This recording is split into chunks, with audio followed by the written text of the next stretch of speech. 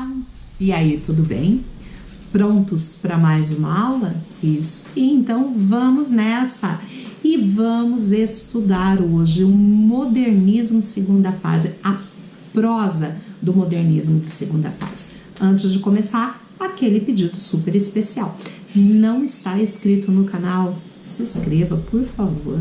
Curta este vídeo, vai lá, curte, compartilha nas redes sociais. Quer deixar um recado? Quer fazer um comentário? Põe aqui que eu vou ler e respondo. Com certeza eu vou estar respondendo. Me ajudem a divulgar o canal. Posso contar com vocês? Joia, então muito obrigada. Vamos lá, modernismo. O modernismo, ele começou em 1822 e ele vai até 1922 e vai até 1930. Um modernismo de primeira fase, que é aquele que vai contra tudo e toda forma de conservadorismo, de tradicionalismo. Ele inova, ele é arrojado, ele é crítico. Esse é o da primeira fase. A gente costuma dizer que a primeira fase é chamada fase heróica. A segunda fase, que começa em 1930 e vai até 1945, já é uma fase mais de amadurecimento. Esse modernismo de segunda fase, ele vai manter as conquistas da primeira. O verso branco, o verso livre, o coloquialismo, o prosaísmo, a linguagem coloquial, né? A incorporação do futurismo, dadaísmo, surrealismo, a gente começa a ver tudo isso nas produções. Ele mantém, mas ele se permite olhar para o passado e adotar, usar coisas que aconteceram no passado. Por exemplo, na poesia, aqui a gente vai estar estudando a prosa, né?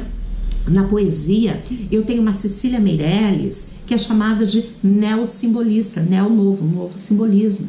Eu tenho um Vinícius de Moraes, que parece uma reencarnação de Camões na hora de fazer as suas composições. E aqui, no modernismo, na prosa, eu vou ter um Graciliano Ramos, que ele é neorrealista, dizem que é neorrealista machadiano. São Bernardo é muito parecido com Dom Casmurro. Só que Graciliano Ramos será estudado à parte, a gente vai ter uma aula só para ele, tá certo? Então vamos lá, a prosa. Terminada a preocupação dos escritores em romper com a tradição, que essa foi uma preocupação da primeira fase, e já tendo conquistado uma certa liberdade de linguagem, a prosa desse período se caracteriza pelo, guarda aí, aparecimento de um grande número de romances. Porque lá na primeira fase eu tenho um predomínio de poesia. Tem mais poesia que prosa. Aqui eu tenho equilíbrio, tá? Eu tenho quantitativa e qualitativamente, poesia e prosa batendo. Procurando retratar, então os romances aqui, procurando retratar a agitação sociopolítica da época. A prosa se encaminha para um outro tipo de enfoque aqui no modernismo de segunda fase, que é o regionalismo. Isso aí. Além disso, a vida nas grandes cidades e principalmente as desigualdades sociais que caracterizam a vida urbana foram preocupação de vários escritores desta época, deste período. Ok? Vamos ver tudo isso? Vamos lá. Vou chamar o primeiro, José Lins do Rego. Gente, José Lins do Rego, ele vai trabalhar com a região açucareira, com a produção de cana de açúcar, né? Então ele vai falar da usina, vai falar do Bangui, ele tem obras que formam uma sequência, como é o caso de Menino de Engenho, depois eu tenho o Moleque Ricardo, a usina, Bangui, uma série de obras, inclusive com personagens que se repetem de uma para outra, que tem dados autobiográficos aí por trás, isso aí. Então a região que José Lins do Rego trabalha é o Nordeste e ele foca na região ali de produção de cana-de-açúcar. José Lins do Rego Cavalcante foi romancista e jornalista. Nasceu no Engenho Corredor, Pilar, Paraíba, em 3 de junho de 1901 e faleceu no Rio de Janeiro em 12 de setembro de 1957. Formou-se em 1923 na Faculdade de Direito do Recife, casado em 1924 com Dona Filomena, que é a Naná, Maza Lins do Rego transferiu-se em 1926 para a capital de Alagoas, onde passou a exercer a função de fiscal de bancos até 1930 e fiscal de consumos de 1931 a 1935. Em 1935, já nomeado fiscal de impostos do consumo, José Lins do Rego transferiu-se para o Rio de Janeiro, onde passou a residir. Ele foi o quarto ocupante da cadeira número 25, eleito em 15 de setembro de 1955.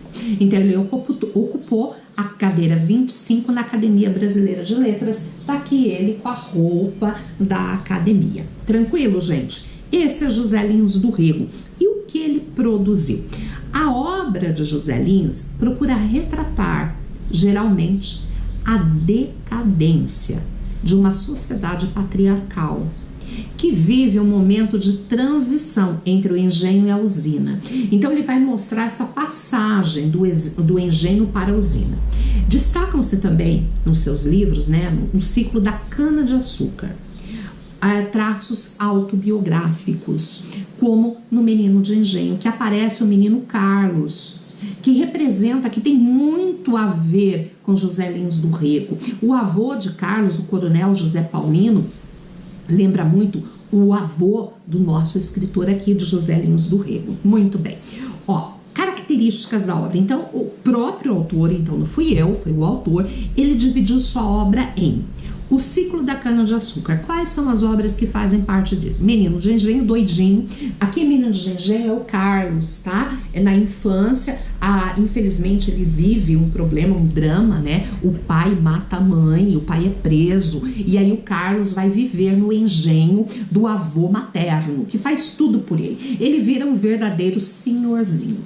E aí ele conhece o sexo muito cedo, tudo que ele quer tá na mão. E ele termina esse livro com ele, o Carlos, entrando na adolescência e indo para um internato para estudar. E aí vem o livro Doidinho, que é o Carlos chegando no internato, com muito mais experiência que todos os outros, com muito mais vivência, e aí vem o que ele vive ali nesse internato, tá? Depois eu vou ter Bangui. Desculpa ali, tem que tirar aquela trema. Bangui é o Carlos voltando já adulto para o engenho do avô. E aí a gente vai perceber a passagem, a decadência do engenho, e o coronel José Paulino já não tem todo aquele poderio que tinha antes, o surgimento das usinas. E o livro Fogo Morto é uma obra em si, essa é um pouco a parte. Aparece o coronel José Paulino, ele continua, ele é um que se repete em todas as obras, mas ali em Fogo Morto eu vou ter todo o processo da decadência da região, mas agora não enfocando a figura do Carlos, tá certo? O ciclo do cangaço, misticismo e seca, Pedra Bonita e Cangaceiros. Então ele falou sobre o cangaço, ele falou obras que enfocam esse misticismo, que falam sobre a seca da região. E obras independentes. Quais seriam obras independentes? O Moleque Ricardo, Pureza e Riacho Doce, com ligação com os dois ciclos. Então eles têm a ver com o ciclo da cana e o ciclo do cangaço. Água Mãe e Eurídice, que são desligados desses ciclos. Quem fez essa catalogação? Quem fez essa divisão? O próprio José Lins do Rego. Joinha? Compreendido? Muito bem. Agora vamos falar de um outro grande escritor, Érico Veríssimo. José Lins do Rego, Nordeste, região da cana-de-açúcar. Érico Veríssimo, Rio Grande do Sul. É isso aí. Érico Lopes Veríssimo nasceu em Cruz Alta, no Rio Grande do Sul, que vai ser o palco, das suas produções, em 17 de dezembro de 1905. 17 de dezembro, 2 dias antes do meu aniversário, olha lá. Filho de uma família rica e tradicional que perdeu tudo no começo do século. Com 13 anos já lia autores brasileiros consagrados como Aloysio Azevedo, Joaquim Manuel de Macedo e Coelho Neto. Em 1930, sua farmácia foi à falência. E em 1931, Érico Veríssimo casou-se com Mafalda Ralph Volpe, com quem teve 2 filhos. Érico Veríssimo morreu em 29 de novembro de 1975, com 69 anos, em Porto Alegre, vítima de infarto. Antes de concluir o segundo volume de suas memórias, Solo de Clarineta, que foi publicado póstumamente. Olha só, guarda isso. Seu filho, Luiz Fernando Veríssimo, é autor de livros famosos como O Alienista de Pajé, Comédias da Vida Privada, e já esteve, inclusive, Luiz Fernando Veríssimo, na lista de livros da UEL. Já fez parte da lista de livros da UEL. Tranquilo? Muito bem. Então, ele vai trabalhar com o Rio Grande do Sul. E os seus romances são muito lidos e muito populares dentro da literatura brasileira, tá? E a gente vai conseguir dividir entre romances urbanos. Essas obras, elas apresentam uma abordagem bastante sentimental do cotidiano das grandes cidades, né? Há obras como Clarice, Olhai os Lírios do Campo, O Resto é Silêncio. Olhai os Lírios do Campo tem uma intertextualidade bíblica aí, né? O que realmente tem mais valor, né? A gente tem que se preocupar com o quê? Porque, afinal de contas, com o comer, com o que vestir, Deus vai suprir tudo isso. Mas é uma coisa muito bacana, é uma história de um cara que fez a opção por não viver o seu amor e ter uma vida confortável, e depois ele se arrepende amargamente disso, tá bom? Romances históricos. No romance histórico, muito importante na obra dele, nós temos a obra, temas históricos do Rio Grande do Sul, como a revolta da Armada, as lutas entre portugueses e espanhóis e entre farrapos e imperiais. Todos esses acontecimentos são retratados na obra-prima dele, numa única obra chamada O Tempo e o Vento. E O Tempo e o Vento é dividido em 3 partes: o continente, o retrato e o arquipélago. Das 3 partes, gente, a crítica aponta o continente como a melhor das 3 partes. O continente é onde aparece a figura da Ana Terra, do Capitão Rodrigo. Nós vamos ter aquela garra do povo do Rio Grande do Sul, aquele povo heróico, forte, determinado. O retrato já é assim, olha para o passado, e a gente vai viver de lembranças, ou seja, aquela garra toda, aquela cultura toda, aquela valorização toda já se perde. E o arquipélago seria o arquipélago da incomunicabilidade. É um Rio Grande do Sul que já não é mais como nos primeiros tempos. Então ele vai correndo dados históricos do seu grande estado, né? Um estado lindíssimo, fala país, um estado lindíssimo. Olha aqui a imagem do Tempo e o Vento, né? Da Ana Terra e do Capitão Rodrigo. Mas ele também fez romances políticos. Aqui ele trata de obras que vão focar problemas nacionais, né? Da política nacional e até internacional, ao lado da análise de relacionamentos humanos. Nesta parte aqui a gente pode classificar o Senhor Embaixador, o Prisioneiro e o mais famoso Incidente Antares, que é a história de pessoas que morreram e, como estava tendo uma greve, não puderam ser enterrados. Só que daí o que acontece? Eles voltam para exigir o seu sepultamento, e eles aí pensam, já que nós estamos mortos, e eles começam, sabiam da hipocrisia, da falsidade, eles resolvem colocar tudo às limpas, e eles começam a falar tudo que eles viviam, tudo que as pessoas fizeram, e quem é que vai matar o morto, e viram que procó em Antares, um horror. Mas no final de tudo isso, eles estão no coreto lá da cidade e começa já a vir os abutres, os ratos, porque os corpos começaram a entrar em decomposição, e eles resolvem enterrá-los. Eles concordam, né, em se deixar enterrar. Quando chegam repórteres que ficaram sabendo daquilo tudo, mas o prefeito trata de dizer login que nada daquilo foi real, porque tinha muita coisa que o comprometia. Joinha? Joia! Jorge Amado. Gente, Jorge Amado, vamos começar lá. José Lins do Rego, a região da cana-de-açúcar nordeste brasileiro. Érico Veríssimo vai trabalhar o Rio Grande do Sul. Jorge Amado, também com o Nordeste, só que a região Cachoeira, tá? Jorge Amado de Farias nasceu em 10 de agosto de 1912 em Itabuna, Bahia, e passou a infância, então ele vai focar Bahia, tá? Entre a cidade de Natal e Salvador. Jorge Amado foi aprovado na Faculdade de Direito na Universidade do Rio de Janeiro em 1931. Nesse mesmo ano, seu primeiro romance, O País do Carnaval, foi publicado e recebeu elogios. Mas em 1946, Jorge Amado passou a envolver-se mais intensamente com com a política e candidatou-se a deputado pelo Partido Comunista Brasileiro, PCB. Apesar de eleito, ele teve um mandato suspenso por alegação de ilegalidade do partido. Nesse período, o escritor conheceu Zélia Gattai, com quem passou a viver. Ela também fez parte da Academia Brasileira de Letras, os dois, tá? Jorge Amado faleceu no dia 6 de agosto. Seu velório foi realizado no Palácio da Aclamação, em Salvador, e foi cremado, e suas cinzas foram colocadas ao pé de uma mangueira em sua casa na Bahia. Aqui eu tenho Jorge Amado, a imagem de Jorge Amado e a capa de algumas obras dele, né? Como Gabriela, Cravo e Canela, Tieta do Agreste. Gente, ele traz as mulheres baianas, a sensualidade da mulher para a produção. Mas ele não vai falar só de cacau, ele vai falar também dos marinheiros, ele vai falar dos capitães da areia, que eram meninos de rua. E lá em Mar Morto ele vai falar daqueles que viviam, dos pescadores, né?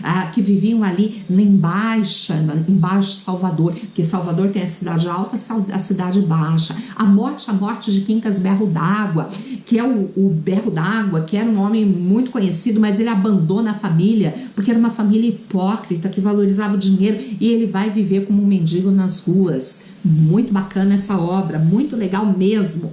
Vamos seguir aqui. Características da obra de Jorge Amado. Um dos escritores mais populares do Brasil, né, e do mundo. Obras dele são lidas pelo mundo todo. Devido à sua facilidade de contar histórias e retratar o que há de pitoresco e exótico na sua região, no caso a Bahia, né?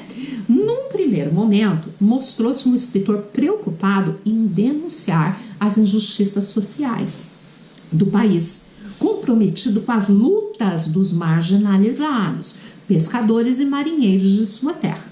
São desse período obras como Cacau, Jubiabá, Mar Morto, Capitães da Areia, Terras do Sem Fim. Mas eu tenho também um segundo momento, que a partir da publicação de Gabriela, Cravo e Canela, Jorge Amado começou a retratar e criticar os costumes regionais. Pertence a esse período romances como Os Pastores da Noite, Dona Flor e seus dois maridos, Tenda dos Milagres, Teresa Batista, Cansada de Guerra.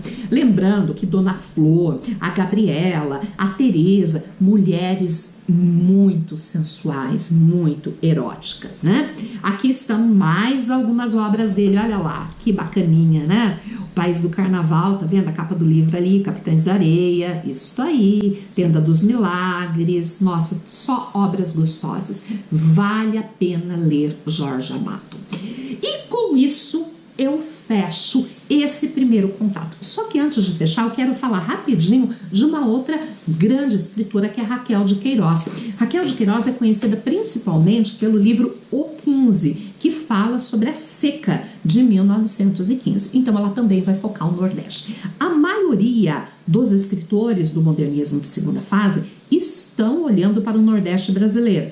O que vai se destoar é o Érico Veríssimo, que trabalha com o Rio Grande do Sul. Num próximo encontro, vamos falar apenas dele, Graciliano Ramos. Espero vocês. Até a nossa próxima aula.